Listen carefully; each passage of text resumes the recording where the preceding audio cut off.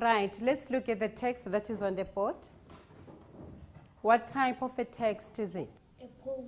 A poem. Why do we say it is a poem? Why is it a poem? Because it has verses. It is divided into verses. How many verses are in the poem? Tisetso? 5 verses. It has 5 verses. What else? It has a rhyming words. Firstly, I showed the learners the text that was on the board. It was a poem. I took the words out of the poem that I thought they don't know. Then I prepared the flashcards. And if they don't know, what does the word mean? I have to explain the meaning. Sometimes I have to act it out. I scrub my school bag with a scrubbing brush. If you act out, they understand the words better. Sift.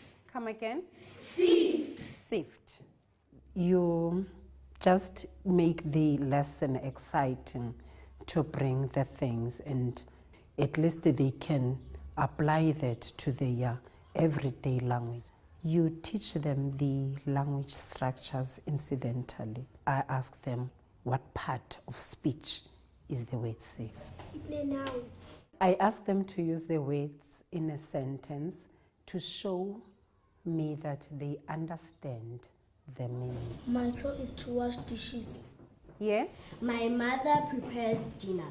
My mother gives me direction to go to the shop. After I taught them the new vocabulary and teach them the skill of syllabification. Now let's read the first word of the title. Cooking. Now, we can break cooking into syllables. The technique that I use for breaking the words into syllables, I let them clap the words into syllables. Now, let's clap the syllables for cooking. Cooking has how many syllables? Yes? 2 syllables. It has 2 syllables. We have the other word, directions, in our new words. Directions. Now, let's clap syllables for directions. Directions. How many syllables does the word directions have? Yes? 3 syllables. Directions has 3 syllables. It's a skill that they have to know, that each time they come across a new word that they don't understand, they have to break that word into syllable. In that way, it will be easier for them to read. The rhyming words should have the same last sound, like big and pig. Big rhymes with pig. And what is our last sound for the 2 words? Egg. Egg. Egg in big rhymes with egg in pig. I ask them to give me the examples of rhyming words. Dinner and winner.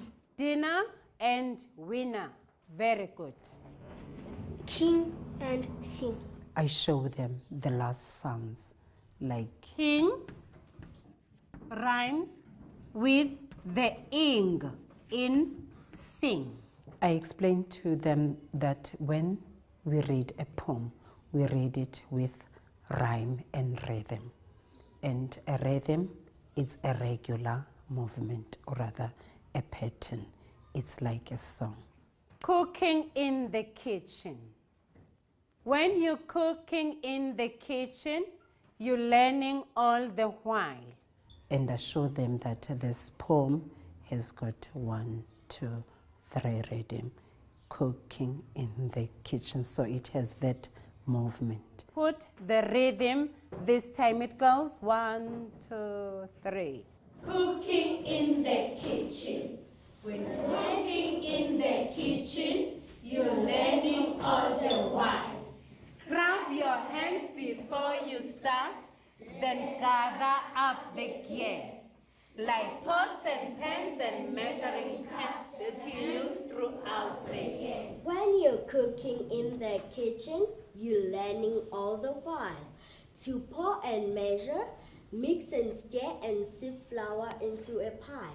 I gave them an exercise. I wanted to know if they can identify the rhyming words in a poem. I have to make sure that they know what to do. There are those that they can work on their own, but there are those that we have to help them.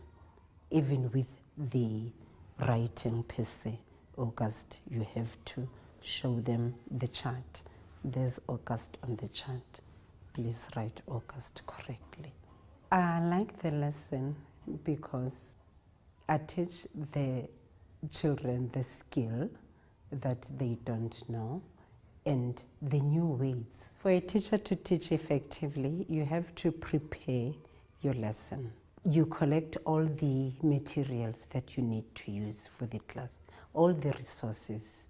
If you have all the resources, it is easier for you to reach out to the children, and that helps them because it enriches their vocab and it also builds their language.